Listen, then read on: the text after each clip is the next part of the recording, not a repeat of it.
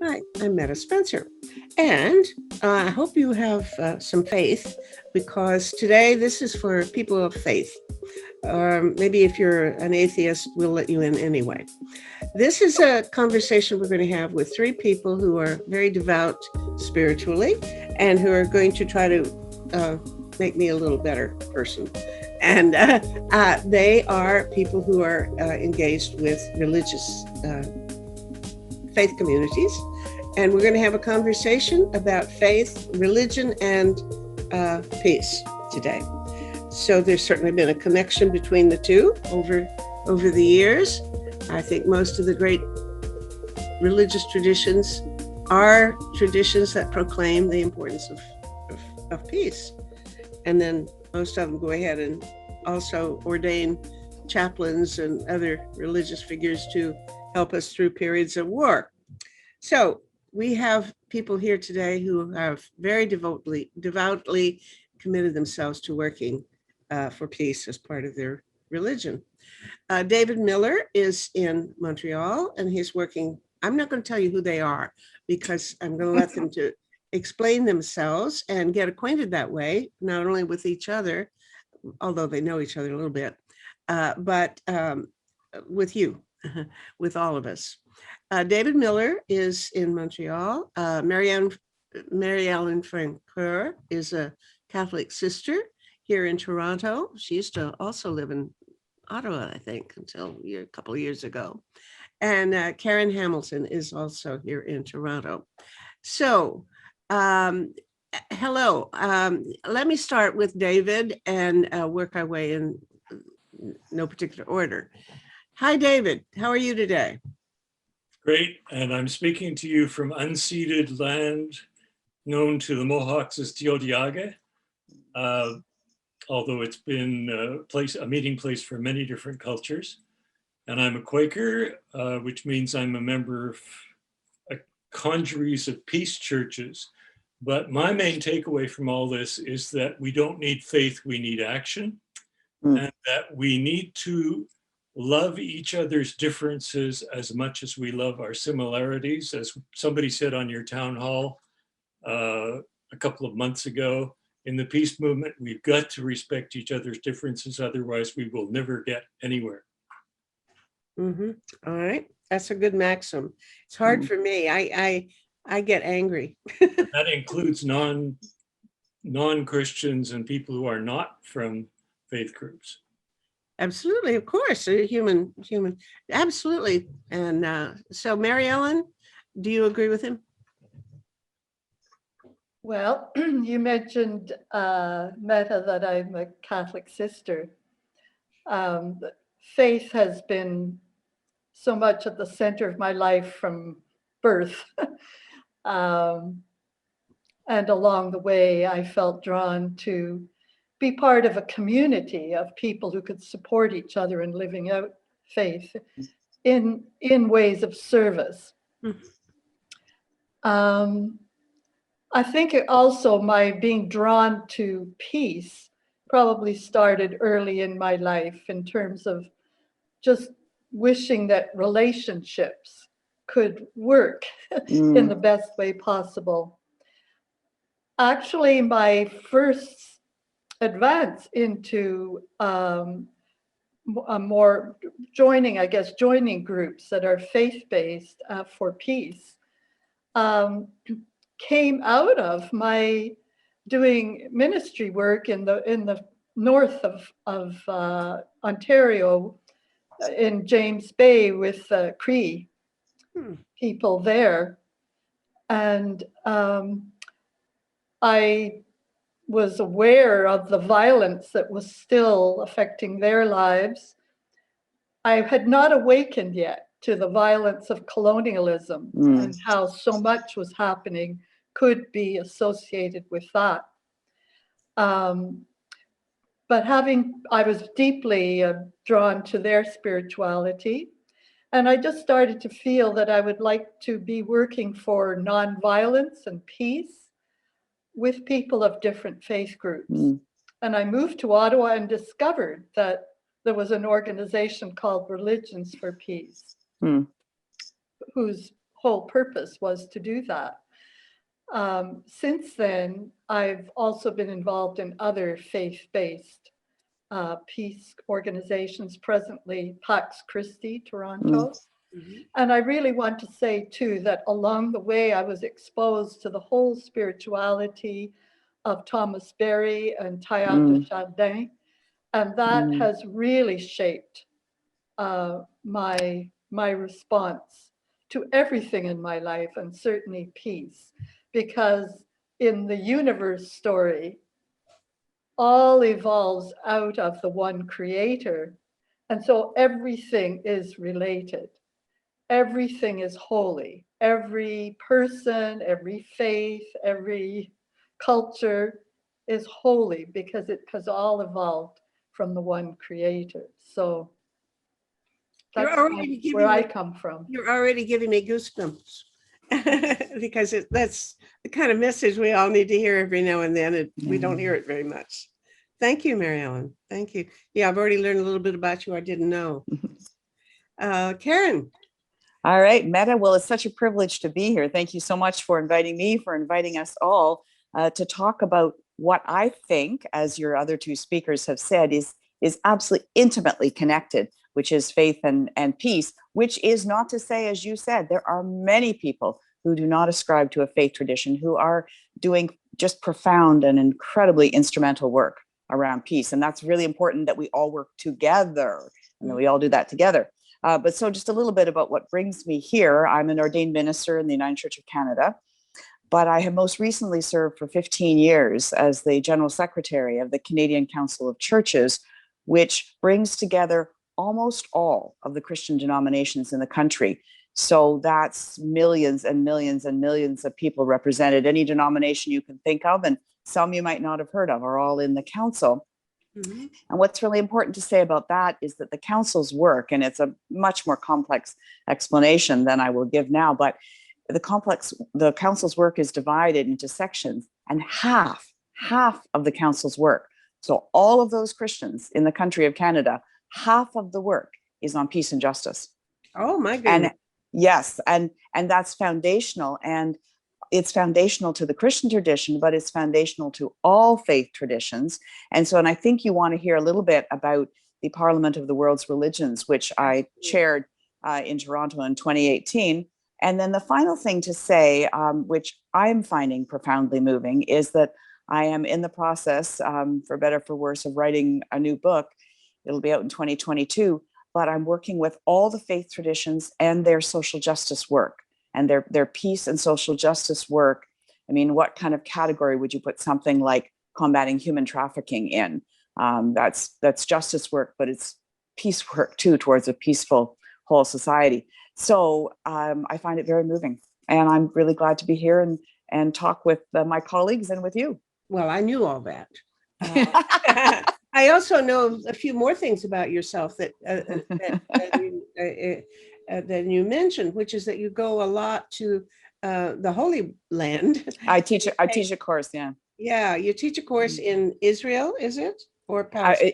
Israel and Palestine both, because it's an interfaith course that brings Jews, Christians, and Muslims together, and we look at all of the hard questions of a very challenged place, and we do it together. And there's a commercial, Meta. It's set to go, COVID willing, February 2022. And people can get in touch with me on that if they want. But yes, I haven't been, of course, for a year because of COVID, but it's also a course on peace. Yeah. And I hear you said the other day you're learning another language, the 10th language. Is that eighth? Right? It's my eighth. Arabic. Yeah, it's Arabic. My eighth. I also have, Hebrew, French, German, Italian, blah, blah, blah, and a few others, right. Latin, Greek, those kind of things. But I'm, only barely functional or less than in many of them. Well, that's just magnificent, because it must come in very handy when you're trying to be ecumenical. It does. The kind of conflict between the Palestinians and the Israeli officials, anyway, has to be regarded as part of the challenge that religions do encounter. It's easy enough for me to sit here and in Toronto and be very spiritual with nobody giving me any trouble. But when somebody comes along that I disagree with strongly, I'm not good at it. I get mad. It's hard. It's hard, and that happens in my course a lot. And Well, that's maybe we can each talk about the way in which spirituality can inform the encounters that we have with people of other, not only religious traditions, because there isn't necessarily a conflict between religions, although there are oftentimes disputes.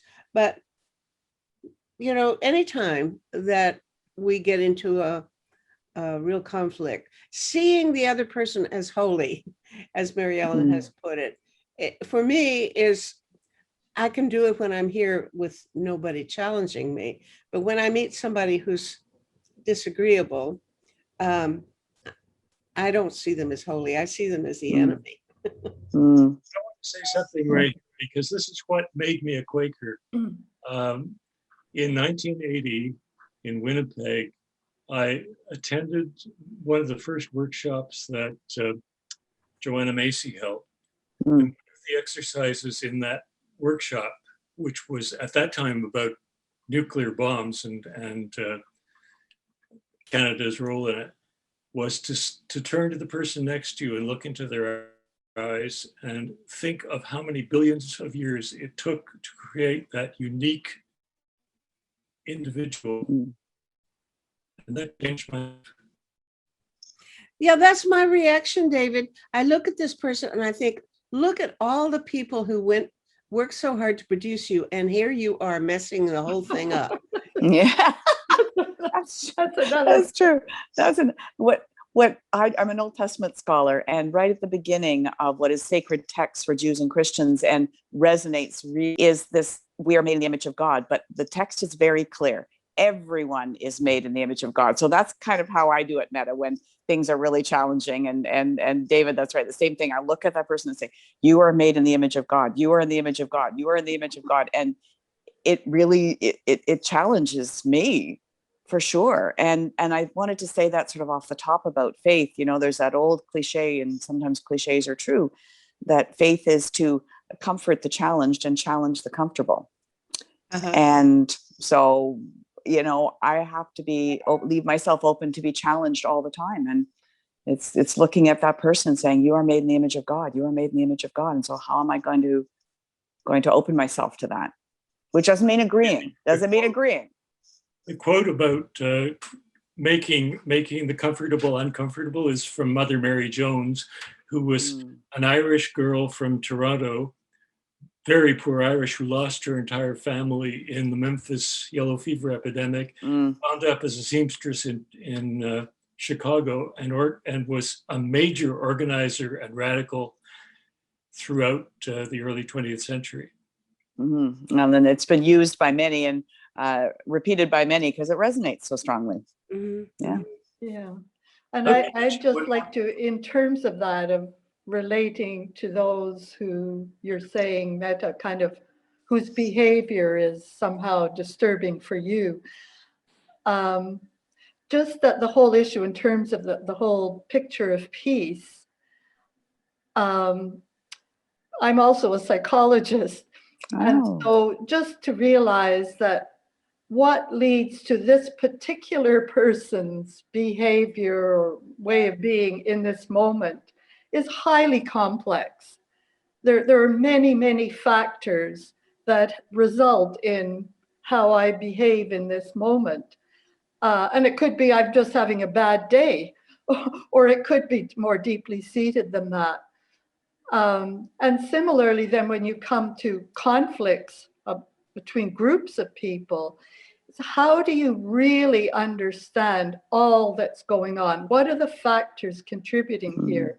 And I think when I first went to Ottawa, I've lived in many places, but first going to Ottawa, and I made a connection with Vern Redekop, who you may know of. And now Vern is from the Mennonite tradition, which is it not one of the peace churches? Yeah, it is. It's yeah. So, I mean, he has done so much work on teaching and written books on that.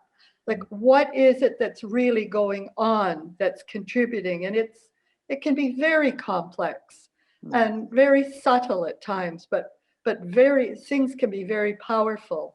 So I think we need to always be understanding the complexity of and trying to sift out or what is really happening here? How can I really hear what the struggle is or feel?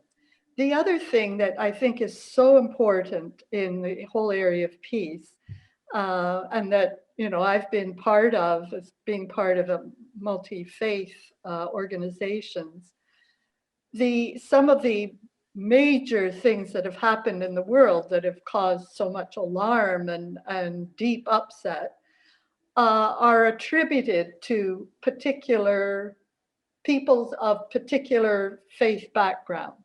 So frequently it's been Muslim people in recent years, or it could be Jewish people, or and then there are huge reactions, sometimes very cruel and quite violent, and targeting of these faith groups. Indiscriminately, anyone who belongs to that faith group is being targeted. And when you go to the people who are, up in arms, if you want, about what's happening, if you said to them, have you ever actually met a Muslim person? And if they're honest, they may tell you no. And I think one of the things that we're trying to deal with, certainly in interfaith groups, is breaking down stereotypes and misconceptions and just lack of understanding so that we can get to know each other. So it's wonderful, Karen, that you would have a course where you're bringing together 3 different groups. Yeah.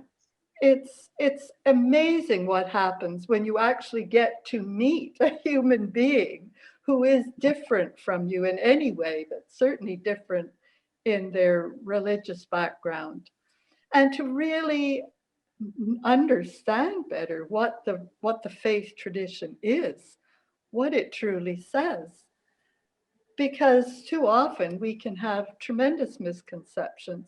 When the 9/11 happened, the 9/11 incident, terrible backlash against Muslim people.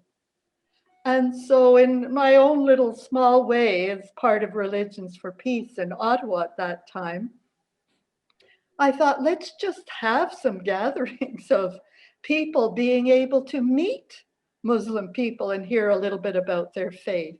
And then I figured, might as well add some other people who so often get targeted. So I also invited Sikh, who often are a targeted group. And then I also invited Jewish. And in each case, I invited a man and a woman from each faith, nice. because I thought they each would bring different dimensions. And, even like another sister in Ottawa who is very aware and well-educated and really into justice and peace, she said, oh, Mary Ellen, I so appreciated that. I had never met a Muslim person. So there's so many dimensions. And so in my work with interfaith, part of it is about that, of just getting to know each other better in a more clear way.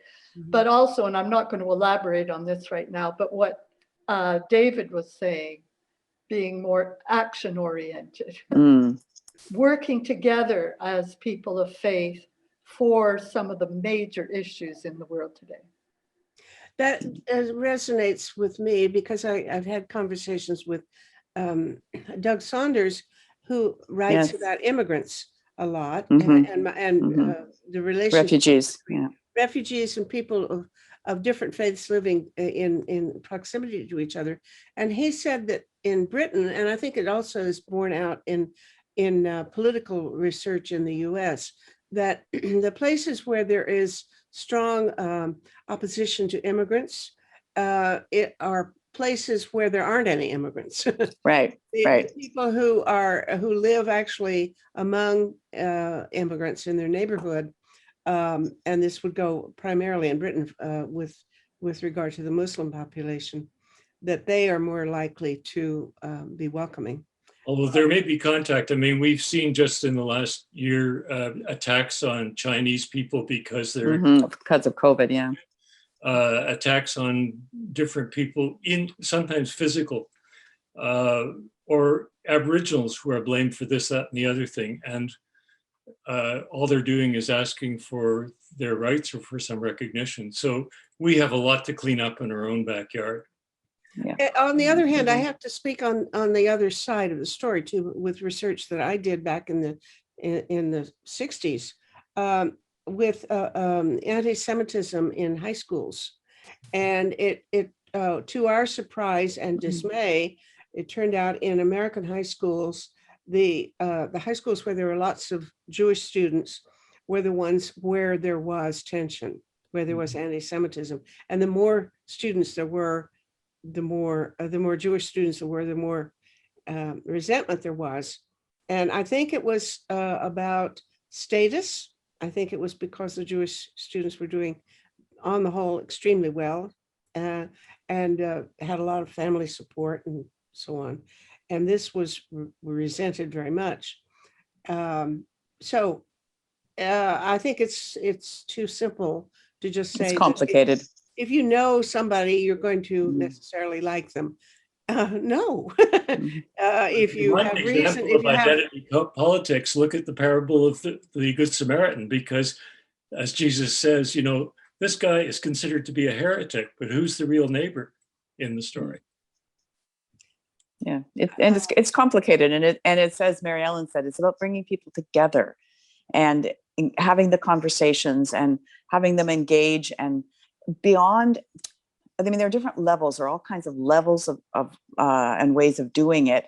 You know, one is to explain the traditions to each other. One is, as you say, Meta and David and Mary Ellen, so strongly to work together. I mean, Habitat for Humanity, for instance, has multi-faith builds or builds where they bring together people of faith and people who don't have a faith to work together towards something.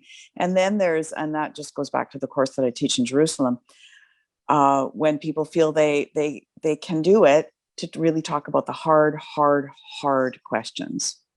And that's painful, and people cry and really wrestle with the fact that they are very opposed to other people's opinions. And yet transformation happens. And then it kind of, you know, it's that hermeneutical circle. And then you can, when you have an understanding and dialogue, and then you can go back to working together, and then you can kind of go back to sharing each other's traditions, and then you can go forward and work together and then address the hard questions again. And it's so that that kind of circle is continually in movement and really important, but hard. Yeah, it's hard. What you're doing is not just a course in an academic content, but it's an interpersonal dynamics as well, right? Oh, absolutely. And a lot of visiting of the sites, and we visit the sites of all the traditions, and we hear speakers of all the traditions who sometimes agree with each other and sometimes do not. And we see some of the action projects on the ground that are bringing peace, and we hear the complexity of that. But there's an amazing amount of hope, though. There's also an amazing amount of hope, an amazing number of places where people are working together. Like you also made a very interesting distinction between sort of governments and people. And I think that that's important to understand in a lot of contexts as well. That there's, we live in community and we do govern ourselves, but individuals can also behave differently and do things differently. And that can bring hope and transformation from the ground up. Yes.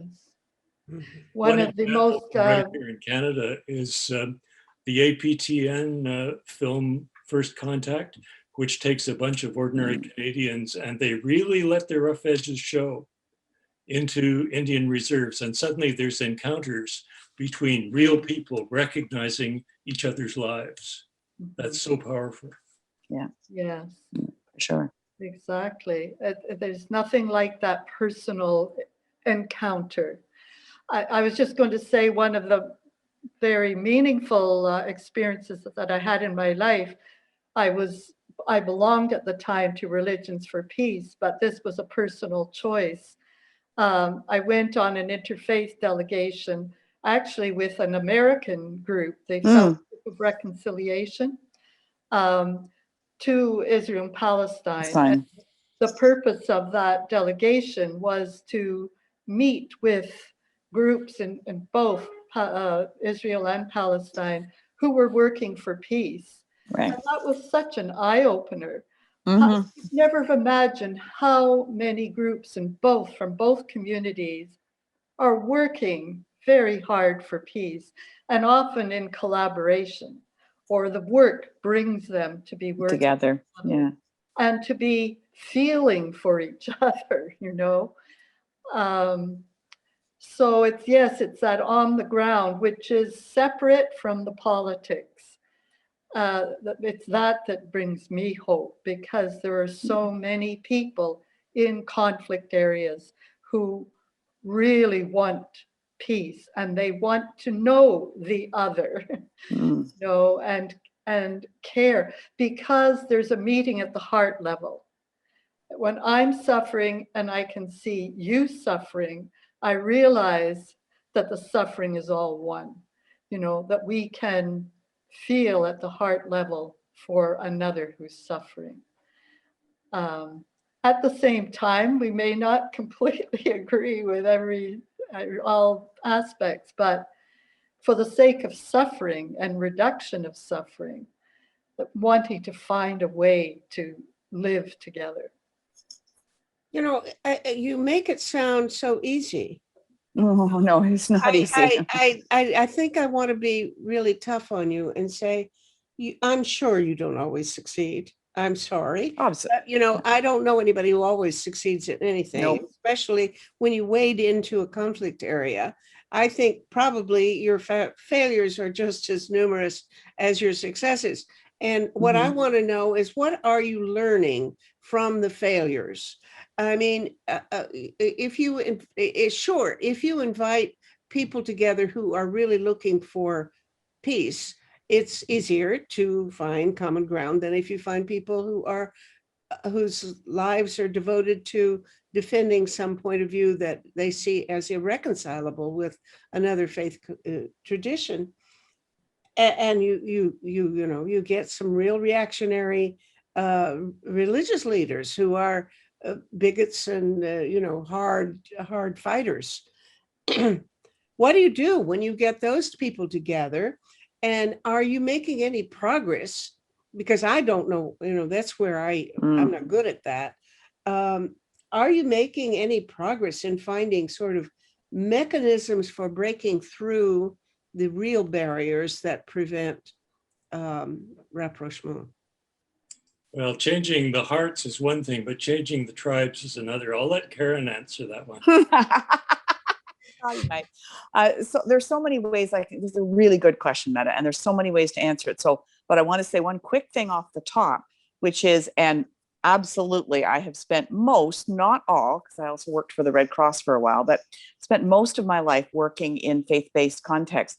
But the people I have found to be most entrenched and most difficult to make progress with are actually not people of faith, but people who are secular in a way that they not only don't care about faith, but are vehemently opposed to it. And I have actually found those people to be the hardest to establish dialogue with, because they're just all they can do is talk about all the terrible things that faith has done. And faith has done terrible things, there's no question. But that's all they can talk about, and that's all they can see. And they can't talk about the feeding of the hungry, and the seeing of every person as made in the image of God, and the hospitals, and the peace movements that the faith communities have established. They just don't even want to hear about that. So just to put that color on it, yes, of course there are failures, Meta, all the time. There are failures.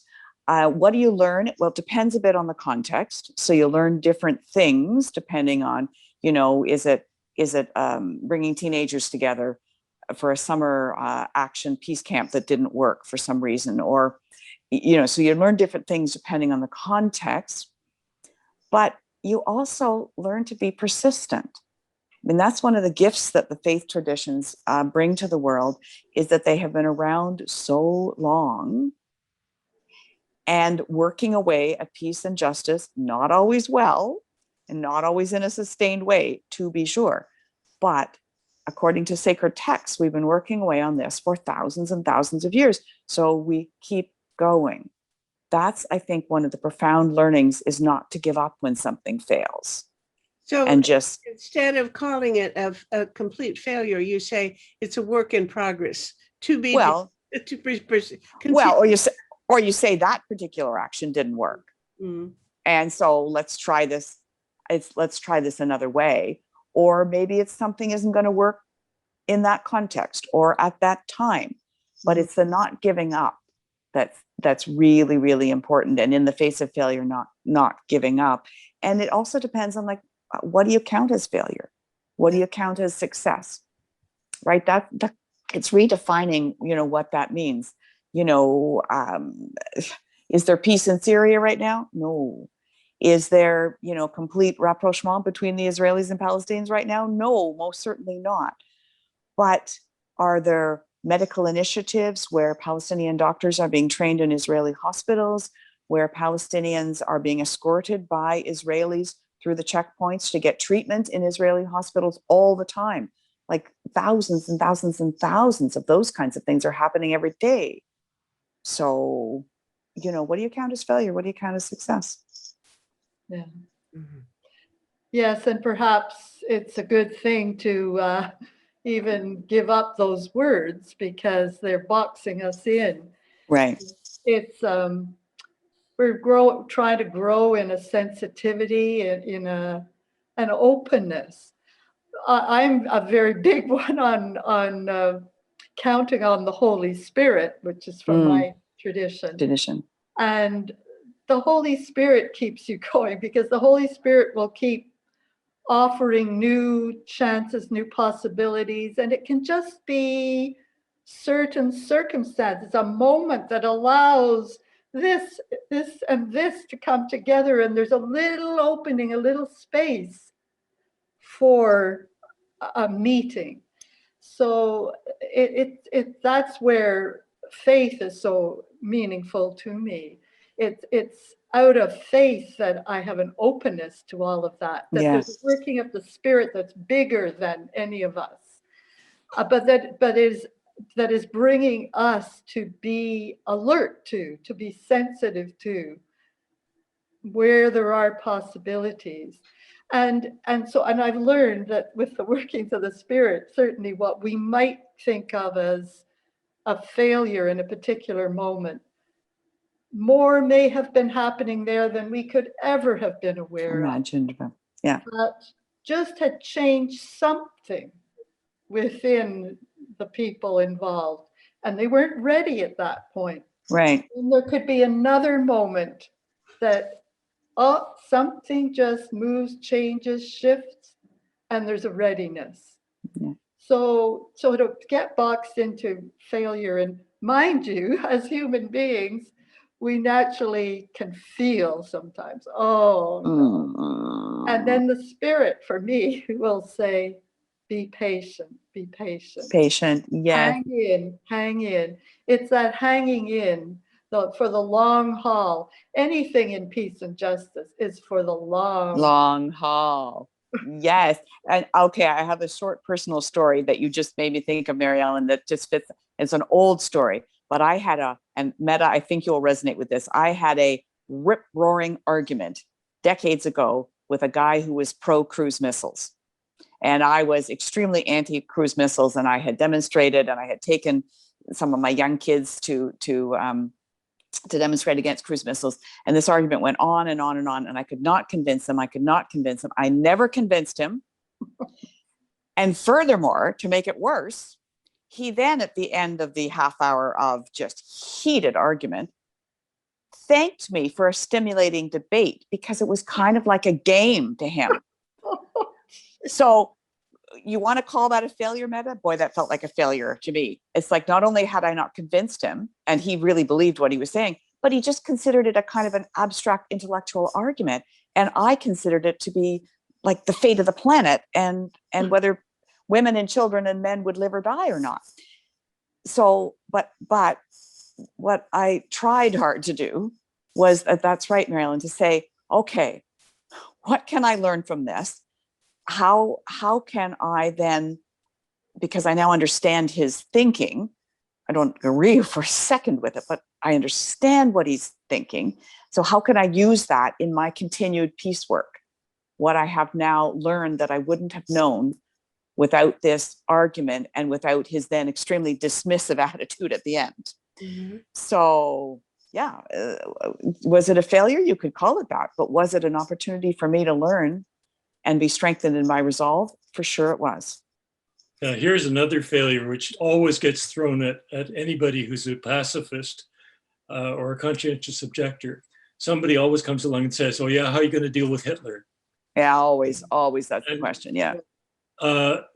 There's a lot of different ways of going at that, but I think you have to recognize that it is a real question. You know, there are real forces of evil in the world, and it doesn't make sense to ignore that. But as Mary Ellen and Karen have been saying, one of the things about working from a basis of faith is that in the final analysis, you say, it's not up to me to decide what Right. failure is. You know, God only has our hands to work with, but we're not the ones that decide ultimately the fate of the world. You know, that's the spirit that's going to decide that. And I want to throw in a plug here because I spent almost a year making up an ecovigil. And today I just set up a new website called ecovigil.org on which this resides, but I'm hoping other people will contribute. We have 33 stories of people from Aboriginal and non-Aboriginal backgrounds, men, women, and children from different parts of the world. Dr. Dennis Mukwege from the Congo is one of them. Betty Peterson, who worked with the Lubicon, is another. Autumn Peltier of the Anishinaabe, Takai Blakey of the Stolo. And there are 33 different lives there, all ages, all generations, all possible origins you could think of. And what I'm hoping is that people will look at this and say, if they can do something like that, maybe I can do something like that. That's Nice. Terrific, a wonderful initiative, David. Yeah. Hooray. Good. And the next step, I'm hoping, is to set up a recipe book, which will be composed of personal stories. They may be climate stories, they might be justice stories, whatever, in which particularly young people will tell their story, and then there'll be a bit of a recipe for their favorite food. And then we'll sell the cookbooks, and the money will go back to youth projects for youth, by youth. And I think that'd be an interfaith project to do. That's great. Great. Now, this other thing you're doing, is it a website or what? The first one? Ecovigil.org is a website. Yeah, it's a website. Yeah. Okay, so each of you should give me some URL that you want me to put at the tail end of this on the title page when we give credits, because Great. there are people who no doubt will want to go to Israel, Palestine with Karen, and I don't know what else, you know. Yeah. Well, for that, they can email me, and you can put my email address down if you want, which you have. Yeah. How do you select people to be part of this trip? Are you finding people who have issues they want to work on, or is it more like somebody's summer vacation that they think of as just entertainment? How do you bring people together in a meaningful way, rather than, I mean, I remember being on a tour in China with people who were the most disparate group of people, but mostly nasty people who were very abusive to the Chinese. And I thought, how did I ever get put in with people like this, you know? Anyway, what do you do to arrange the dynamics of the group that you bring together? Yeah, that's a very, very good question. Three things, really. One of them is we try, it doesn't always work, but we try to have 1/3 Jewish, 1/3 Christian, 1/3 Muslim engagement, because that makes for a really rich dialogue. If one denomination is not numerically dominant, that doesn't always work, because there's, as you say, a sort of a self-selecting part of it. We do a lot of promotion, and if we feel that the registrations, there aren't enough Christians, for instance, we'll push harder on the Christian community and sort of pull back on the other ones a bit to try to do that. But as I said, that's an art form, not a science. But what we also do, though, is we make it very clear to people, very clear, what the nature of the course is. It's 8 days, and people can see the itinerary, but we're very clear with everybody we talk to that this is going to be hard. It's going to be challenging. We're also very clear, and particularly Christians and Jews do this. They go to those lands with sort of preconceived notions of what they want to see. Christians, want to see all of the places. Jesus turned water into wine, all that kind of stuff, right? Well, we tell them we don't go to those places because we go to the places where there is an interfaith reality. So we'll go to the Western. We very deliberately in one morning we go to the Western Wall, which is sacred to the Jewish tradition. We go to the Church of the Holy Sepulchre, sacred to the Christian tradition. We go up on the Haram, where the Dome of the Rock is, which is sacred to Islam and also Judaism, and then by definition also Christianity. But we're very clear with people that this is where we're going and why. And so we try to have those conversations as much as possible. So it's quite a lot of work to do it. Then we also ask people to write a brief statement about themselves. We've never turned anybody away on the basis of that, but we ask them to talk about why they want to come and, what are they hoping to learn? And so that causes them to reflect. And we're very clear that it's interfaith, and we're very clear that it's going to be very challenging, and it's going to be political, and it's going to be faith-based, and it's going to be geographical, and it's going to be economic, and we're going to really engage. And so far, Meta, that has worked really well. We haven't had anybody that saw it as a holiday. We had a couple who came on their honeymoon. They came as their honeymoon, but they came because they wanted to engage the issues together as a couple. And were they of different faiths? Well, now I would say no. One was Catholic, one was Anglican. So I would say no, they're both Christian. They were both Christian. I want to ask you a quick question about the parliament that was held in Toronto. Oh, please do, yeah. Can you describe it? Can I describe it? In a short time? No. The Parliament of the World's Religions happened in Toronto for the first time ever in Canada. It has started in 1893 as an opportunity for the faiths to get together. In those days, mostly men, I have to say. But I looked up the statistic, and so by 2018 in Toronto, the participation was 59.2% female. So there's been a change in well over 100 years. It's the largest interfaith gathering in the world. There were 8,500 people in Toronto, in the Toronto Convention Center. Yeah. There's the precise number, 8,324 attendees from 81 countries, 118 faith traditions.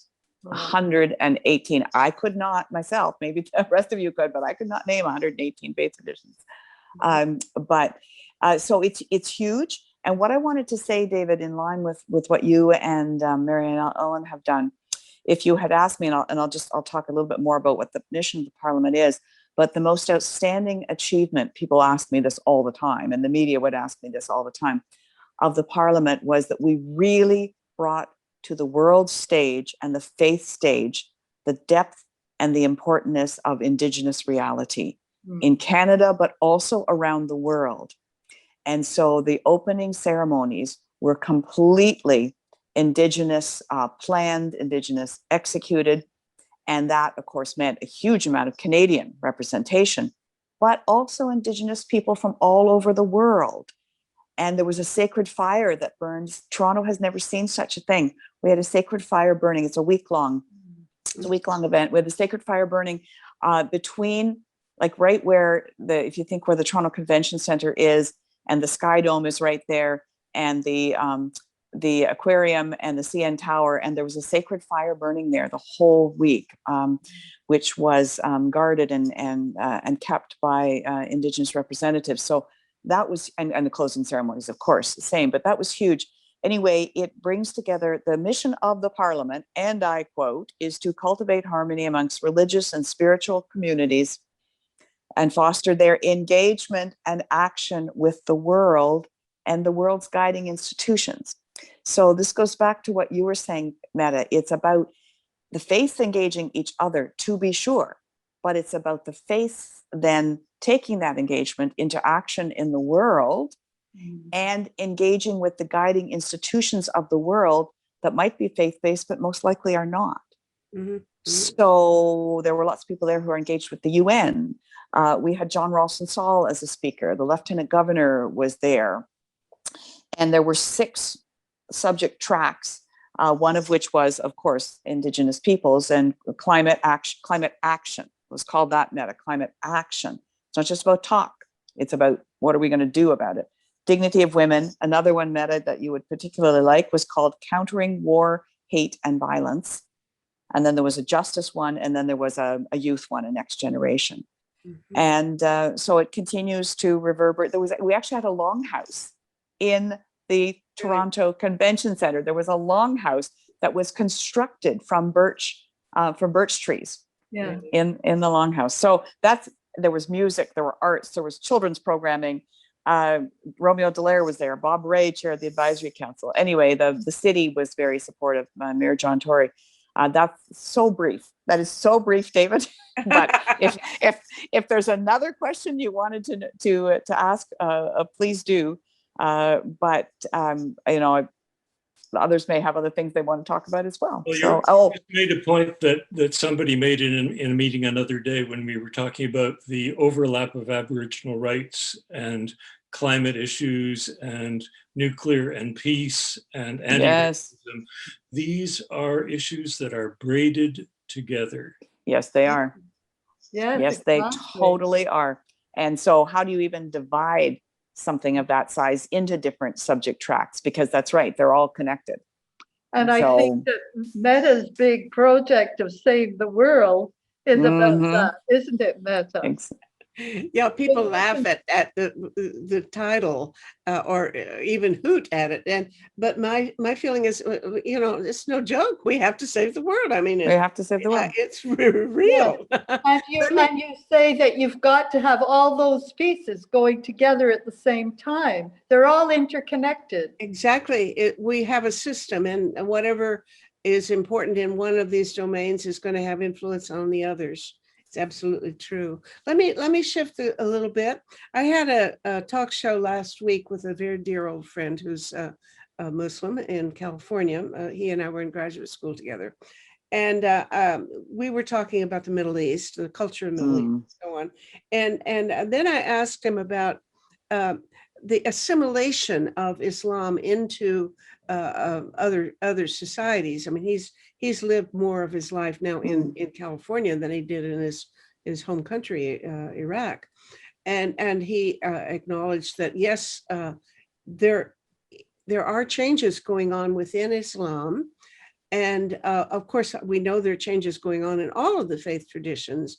I mean, the role of women, for example, in the Catholic Church has a little bit moved. I don't know, maybe not enough for satisfying a lot of people, but that kind of change is happening.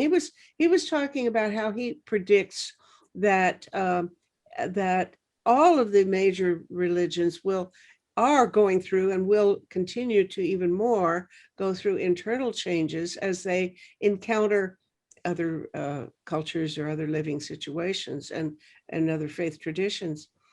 And he said, for example, traditionally, women are not allowed to be imams except to other women. I didn't know that. A woman can be an imam, but only for women. And he said, now there's a trend to allow women to be imams for men too. That kind of change is taking place within Islam.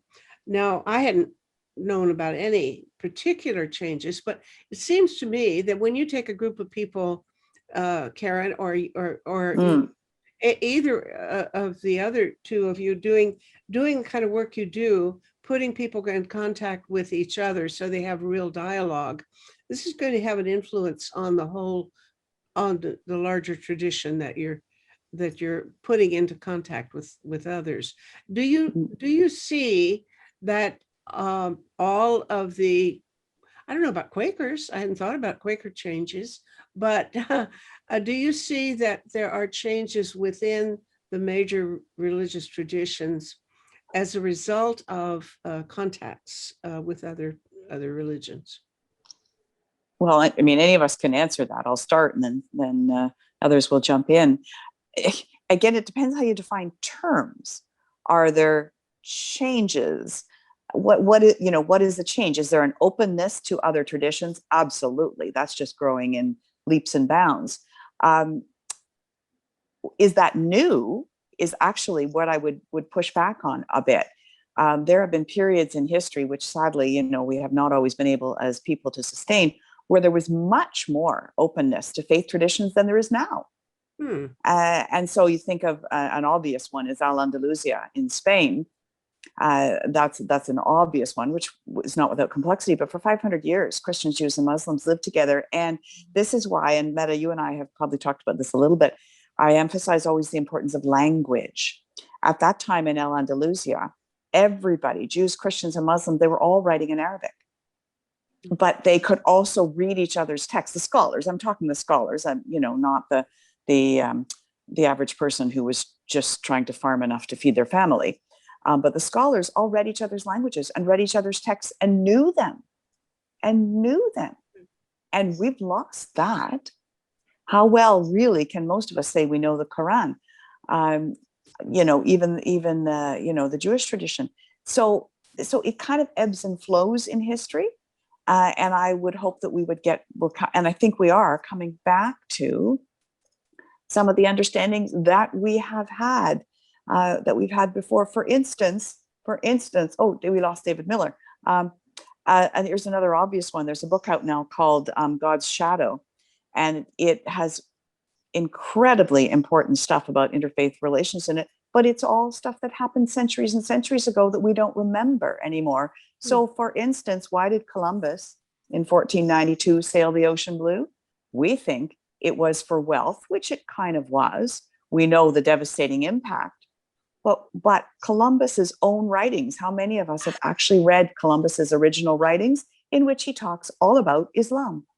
And he knew all about Islam, and the Christian traders who were trying to make money were in conflict with the Muslim traders who were trying to make money. And the Muslim traders had the monopoly in the Mediterranean. And so Christopher Columbus said, well, this is no good. The Christians need their stake here. And so then he headed out. The story is much more complicated than that, but then he headed out and to, wreak havoc and kill, ultimately many people in North and South America. But my point is that at that time, for Christians in Europe, Islam was a very known reality. And so then we move away from it. And so yes, change happens. Openness to dialogue happens. Relationships happen. And sadly, they can then collapse. Like Yemen, for instance, was a country that was primarily Jewish. Iraq had a huge Christian population. Wow. That's all changed. So I think the question I'm more interested in is how do we not let those things slip away when we have them? How do we sustain them? I think Karen has pointed to a huge challenge. I have Indian friends who grew up in Calcutta when people of every origin could talk to each other. That no longer exists. That's right. I have friends from the Congo who lived through genocide where every tribe ended up killing every other tribe. And we see it on social media today where people are assembling themselves under flags of identity, which are characterized by who can we hate today? So, there are certainly tendencies in the other direction. It's not all roses. Yep, that's for sure. Very, very hard. Yeah, it's about the sustaining. That's I think that's why I ended that way, David. It's we think we're making progress, whatever that is, however we define it, or having a success, whatever that is. But how do we sustain it? How do we sustain it is the question that we're all wrestling with. Yeah, and I wonder, I mean, I of course, with Thomas Berry and Teilhard, the big picture of evolution. And although this is not universal by any means, but is there a movement gradually towards seeing what the major issues of the day are, which is really about life, is about continuing to live, and that there are these huge threats to just continuing to live as a human race. And, you know, is that impacting gradually on the consciousness? Because that's the other piece that I read as far as evolution, is this evolution of consciousness. So is there a consciousness that if we really want to go on living as a human race and as an earth community or whatever, then we need to start relating differently. So I think there are some, and I'm grateful that I can be associated with those who have that vision, that ultimately it's about surviving and surviving in a good way, meaningful way. And that, you know, some of the things we get sidetracked on are really preventing us from living, as we know from the climate crisis right now. If you go on living the way you are. I want are. to mention 3 titles. Pardon? 3 titles that follow directly from what you were saying, Marianne. One is John Macy's Active Hope. And I love the title, Active Hope. Another is, this was written not perhaps an atheist, but certainly an agnostic. It's called The Evolution of God. Oh. And the book is a very careful scientific, historical study of how the idea of God evolved. Of course, it's not God that's evolving, it's human consciousness. And final forgotten is Fran Peavy's Heart Politics. A young woman who decided to go and listen to people as a way of changing their hearts. And that's all she did. She sat down and said, I'm here to listen. Yeah, that's absolutely lovely. That gift of really being able to listen in a way that brings life, that brings connection. Yeah, that's lovely. Well, you've inspired me. I feel better already. I somehow am always feeling myself in a great struggle against the forces of evil. And now it's very refreshing to be reminded that in some respects, maybe progress does occur. Development and change is in a good direction in at least some respects. So having this kind of conversation has done me a good deal of good. And I hope that it will do the same for other people who watch it. Thank you all very, very much for participating in this. It's been really enriching. And bless you. Bless you. You're doing exactly what needs to be done. And carry on. Well, thank you. We say the same to you. Carry on with all your programs. Thank you. So great. You are something else. And I really have appreciated being with Karen and David. Yeah, me too. It's you and salam and shalom. It was a good combination of people with different minds, but the same heart. Thank you. And thank you. Okay, bye-bye. Bye. Bye.